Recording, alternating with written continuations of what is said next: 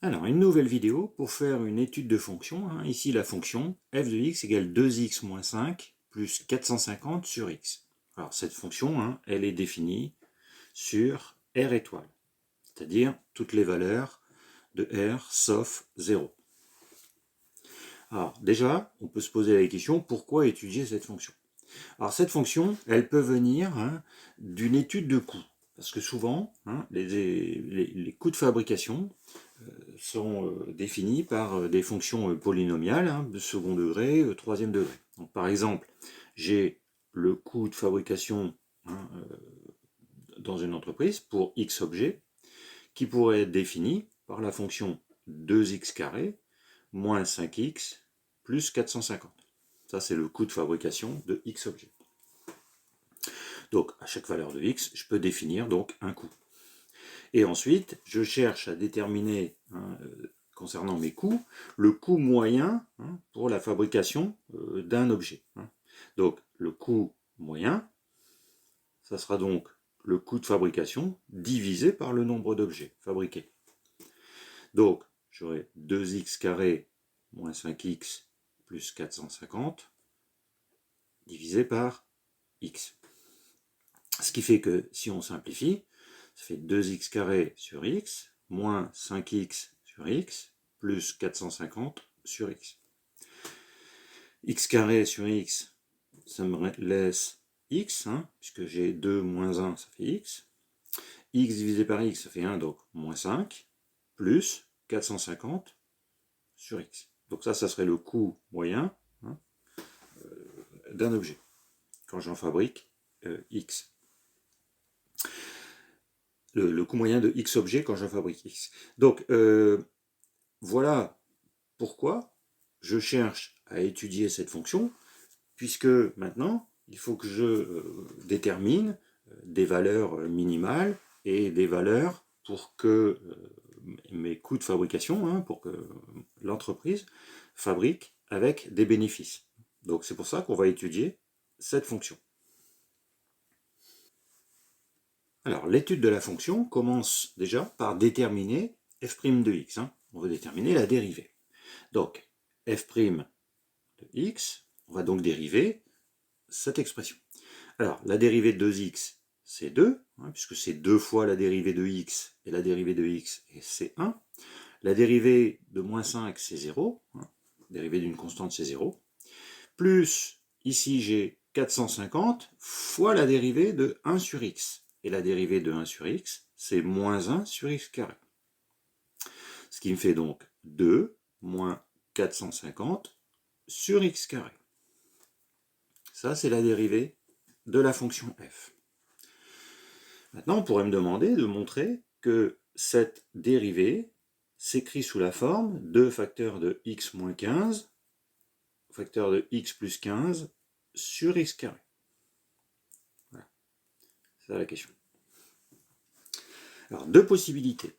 Soit je pars de cette expression que je vais donc développer. Je vais développer cette expression. Donc, je vais développer. Alors, je développe directement. Donc, ici, j'ai donc x moins 15 fois x plus 15. Alors, on remarque une identité remarquable, c'est-à-dire a moins b, a plus b, c'est-à-dire a carré moins b carré. Donc, si je développe, ça ferait x au carré moins 15 au carré. Bon. Après, si on n'a pas une forme d'identité remarquable, on fait la distributivité. Et si on ne maîtrise pas l'identité remarquable, on fait la distributivité. C'est-à-dire x fois x, donc x carré, x fois 15, 15x, moins 15 fois x, moins 15x, et moins 15 fois 15, moins 225. Et tout ça avec un facteur 2 sur x carré. Donc, on retrouve bien cette histoire. Et si on développe, ça fait donc 2x carré moins 2 fois 225, c'est-à-dire 450, sur x carré. Et en simplifiant, 2x carré sur x carré moins 450 sur x carré. J'obtiens donc x carré sur x carré, ça fait 1, donc j'ai 2 moins 450 sur x carré. Je retrouve bien le résultat que j'avais sur ma dérivée. Donc je peux en conclure que la dérivée s'écrit bien sous cette forme factorisée.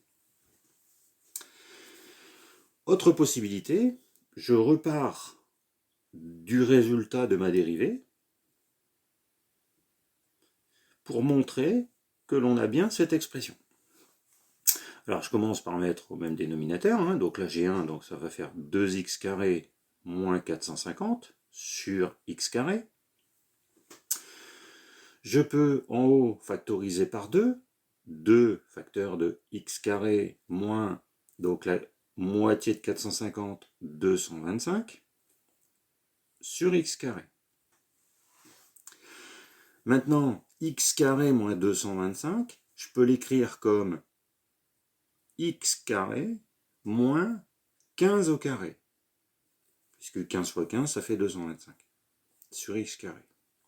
Et j'utilise à nouveau l'identité remarquable, a carré moins b carré, x carré moins 15 au carré, c'est a moins b, a plus b, facteur de a plus b. Donc x moins 15, facteur de x plus 15. Donc j'en déduis que f' de x, j'ai le facteur 2, x moins 15, facteur de x plus 15. X au carré. Donc voilà les deux possibilités, soit je pars de la réponse proposée, soit je factorise toute mon expression. Donc maintenant, j'ai la forme de ma dérivée ici factorisée, et on va pouvoir étudier le signe de cette dérivée. Donc, on va étudier le signe de la dérivée. Donc la dérivée, elle est sous forme de produit et de quotient de nombres. Donc, pour étudier le signe d'un produit et d'un quotient, on étudie le signe de chaque facteur. Alors déjà, ici, j'ai un premier facteur qui est 2. Alors 2 est positif. Donc, ce nombre-là n'a pas d'influence sur le signe de l'expression, puisqu'il est positif. Alors attention, si on avait eu un nombre négatif, ça a une influence puisque ça va changer tous les signes. Ensuite, j'ai x carré, le dénominateur, qui est strictement positif aussi, puisque x de toute façon est différent de 0, et x carré, c'est un nombre positif. Donc le x carré n'a pas d'influence sur le signe de ma dérivée. Il faut donc que j'étudie le signe de x moins 15 fois x plus 15. Alors pour cela, j'étudie le signe de x moins 15 et j'étudie le signe de x plus 15. Tout ça entre moins l'infini et plus l'infini, privé de la valeur 0. Alors, x moins 15, déjà, c'est une expression qui s'annule en 15. Donc 15. 15 est entre 0 et plus l'infini. Donc cette expression s'annule en 15. Pour des valeurs supérieures à 15, x moins 15 est positif. Et pour des valeurs inférieures à 15, x moins 15 est négatif. Donc négatif, voilà. X plus 15 s'annule en moins 15. Moins 15 plus 15, 0. Donc moins 15, ça s'annule. Donc du coup, ici, j'ai bien spécifié comme ça. Pour des valeurs supérieures à moins 15, par exemple, si je prends 2, 2 plus 15, c'est positif. Donc, au-dessus de 15, c'est positif. Et en dessous de 15, c'est négatif. C'est signe d'une fonction affine. Si au-dessus de la valeur qui annule, on est positif, en dessous, on est négatif. Et inversement. Et maintenant, j'étudie le signe du produit. Donc le produit, ici, j'ai moins par moins, ça fait donc plus, moins par plus, moins, ça s'annule en moins 15, moins par plus, moins, ça s'annule en 15, et plus par plus, plus. Donc, ça veut donc dire que, comme le coefficient 2 est positif, x carré est positif, j'ai le signe de la dérivée. C'est-à-dire que la dérivée hein, puisque 2 ne changera pas le signe, donc elle va être positive sur moins l'infini, moins 15, s'annule en moins 15, négative sur moins 15, 0, 0 non compris, négative sur 0, 15, 0 non compris, elle s'annule en 15, et positive ensuite. Hein. Donc voilà ce que j'obtiens pour le signe de ma dérivée. C'est-à-dire que je pourrais l'écrire, hein, f' de x est inférieur ou égal à 0 sur, on va prendre le moins 15, hein, moins 15, 0, union 0, 15. Et sinon, f' de x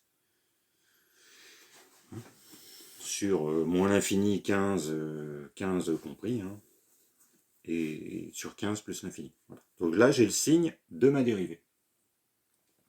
Donc, ayant le signe de ma dérivée, je vais donc pouvoir maintenant construire mon tableau de variation. Alors donc, je construis mon tableau de variation sur R étoile, donc moins l'infini plus l'infini, moins je lève la valeur de 0.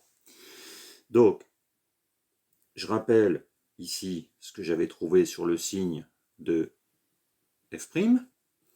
Donc j'avais trouvé que f' s'annulait en moins 15 et en 15. J'avais trouvé donc...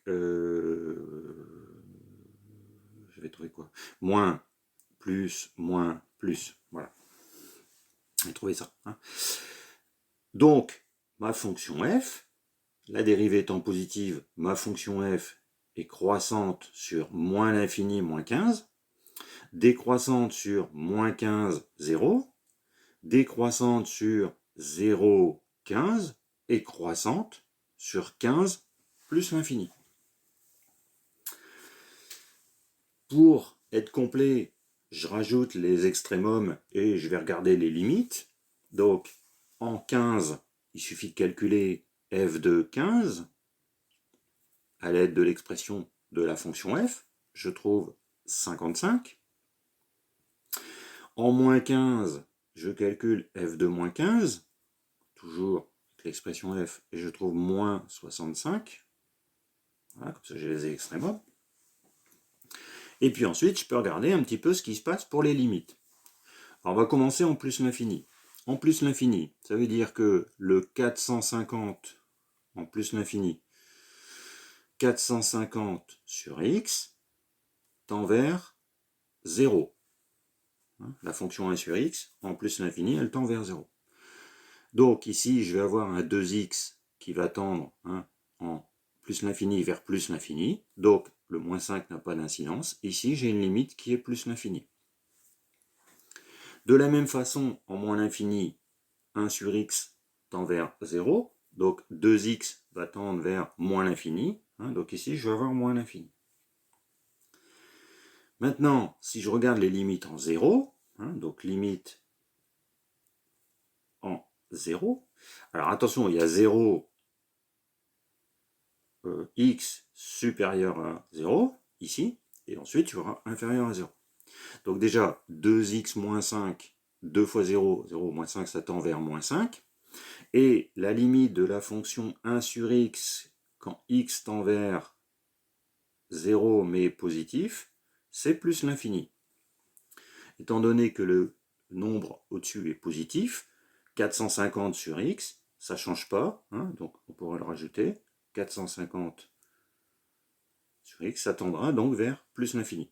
Si on avait eu un nombre négatif, par contre, on aurait eu moins l'infini, puisque le plus l'infini fois un nombre négatif moins l'infini. Donc ici, j'ai plus l'infini. Et pour les mêmes raisons, puisque la fonction 1 sur x en 0, x plus petit que 0, elle tend vers moins l'infini, ici, j'ai une limite de moins l'infini. Donc, j'ai complété le tableau de variation avec les extrémums et les limites. Si je fais donc maintenant un petit bilan par rapport à ce que j'avais vu au début et le coût moyen. Donc le coût, on est d'accord que ça va se dérouler sur 0 plus l'infini, puisque en termes d'objets, hein, les valeurs de x vont être positives. Donc je me rends compte que dans mon, pour 15, pour la valeur 15, j'ai un minimum sur 0 plus l'infini. Ça veut dire que si j'ai le coût de fabrication comme j'avais défini au début, pour 15 objets fabriqués, ça sera le coût minimum par objet, hein, et j'aurai un coût par objet de 55, hein, si c'est en euros, 55 euros. Hein, voilà. Et ensuite, si je définis un prix de vente d'objets, eh ben, je vais pouvoir, donc prix de vente, on est bien d'accord qu'il va être supérieur à 55 euros, puisque ici c'est le minimum. Hein. Je vais pouvoir déterminer combien d'objets, ou en tout cas sur quel intervalle je dois fabriquer, quel nombre d'objets je dois fabriquer, pour pouvoir avoir un coût de fabrication, un coût de revient par objet, hein, inférieur au coût, au prix de vente, hein, pour avoir du bénéfice. Hein. Donc voilà un petit peu comment on fait pour étudier cette fonction, hein, f de x égale 2x moins 5 plus 450 sur x, hein, fonction comme somme d'un polynôme et d'une fonction inverse.